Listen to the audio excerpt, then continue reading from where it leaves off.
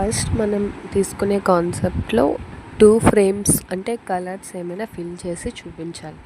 దాంట్లో వచ్చేసరికి హెచ్టీఎంఎల్ అనేది స్టార్టింగ్ ట్యాగ్, అలానే హెడ్ సెక్షన్ తెలిసిందే కదా, not a visible on the screen, కానీ కంటెంట్ ఇన్ఫర్మేషన్ అనేది ఉంటుంది. తర్వాత టైటిల్ వచ్చేసరికి ఫ్రేమ్ ఎగ్జాంపుల్ అని ఎందుకు టైటిల్లో తీసుకున్నాం అంటే మనం షో చేయడానికి. హెడ్ సెక్షన్ అనేది క్లోజ్ చేస్తాం, దాంట్లో ఫ్రేమ్స్ తీసుకున్నాం. హెచ్టీఎంఎల్లో ఫ్రేమ్స్ సెట్ అండ్ రోస్ 50-50%, అంటే 2 హారిజెంటల్ రోస్లో ఒకే పేజ్లో 2 హారిజెంటల్లో కావాలి. టాప్లో ఒక 50%, బాటంలో ఒక 50%. అలానే మనం 3 అయినా తీసుకుంటాము. అలానే ఫ్రేమ్ సెట్కి వచ్చేసరికి కాలమ్స్, ఇప్పుడు ఎలా అయితే మనం హారిజెంటల్లోని రోస్ కావాలనుకున్నాం, కాలమ్స్లో కూడా సేమ్, లెఫ్ట్ సైడ్లో ఒక 50, రైట్ సైడ్ ఒకటి 50 కావాలి అని.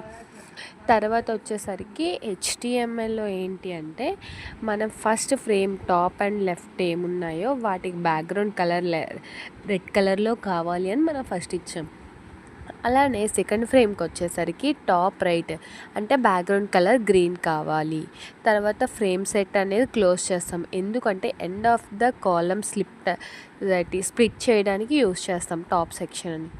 తర్వాత 10th లైన్కి వచ్చేసరికి బ్యాక్గ్రౌండ్ కలర్ మనం ఇందాక ఎలా అయితే రెడ్ అండ్ గ్రీన్ ఇచ్చాం, మనకి ఏదైనా ఇంకో కలర్ బాటంలో కావాలి అనుకుంటే orange colour and background colour ఇచ్చుకొని బాటమ్ ఫ్రేమ్ అనేది ఫిల్ చేస్తాం.